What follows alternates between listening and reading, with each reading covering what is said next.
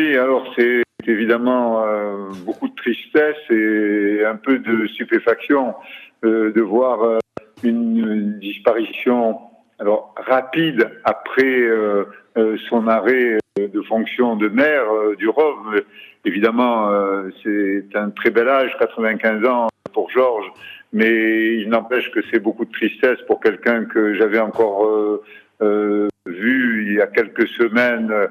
en conférence des maires de la métropole et qui était toujours aussi affûté dans son esprit, aussi drôle bien sûr, et aussi précieux dans ses remarques et dans tout ce qu'il pouvait nous dire pour nous conseiller, et je le prenais toujours avec beaucoup de respect, ce genre d'intervention. Voilà, j'ai été une personne particulièrement dévouée à sa belle ville du Rove, dont il était un défenseur acharné,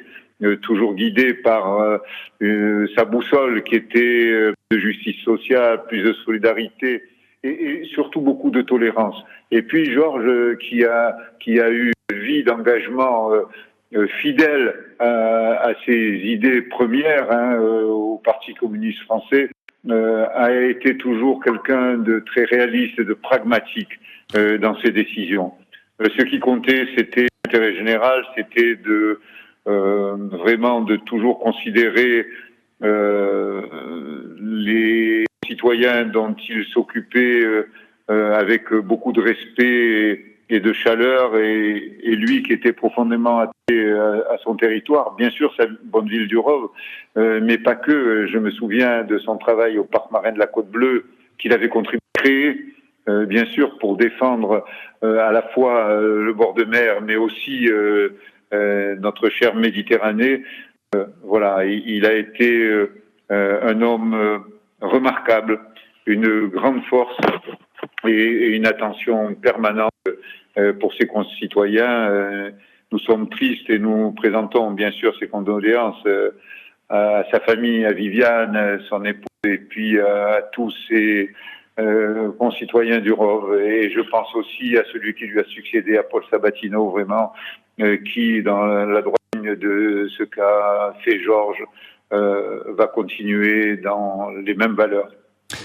Et terrible coup du sort, ou terrible coïncidence, la disparition cette fois dimanche du maire de Gardanne, 90 ans, Roger Meilly, qui était en fonction jusqu'en 2020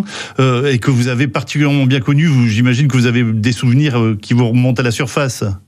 Oui, c'est une profonde émotion et beaucoup de tristesse aussi, parce que avec Roger, nous avons partagé beaucoup, y compris nos débuts dans la vie professionnelle, puisque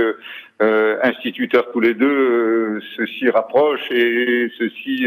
montre des éléments de convergence toujours avec Roger, qui a été un militant syndical passionné avant d'être un homme engagé, bien sûr, en faveur de l'école républicaine et laïque auquel il tenait tant, et puis ces idéaux de justice sociale, de travail auprès de la population ouvrière du bassin minier aussi, et puis ses convictions humanistes et communistes qu'il n'a jamais abandonnées. Et puis peut-être notre proximité à la tenue aux différents mandats qui ont été les mêmes que nous avons tous les deux occupés, puisque député, conseiller général et maire ont été les mêmes mandats. Et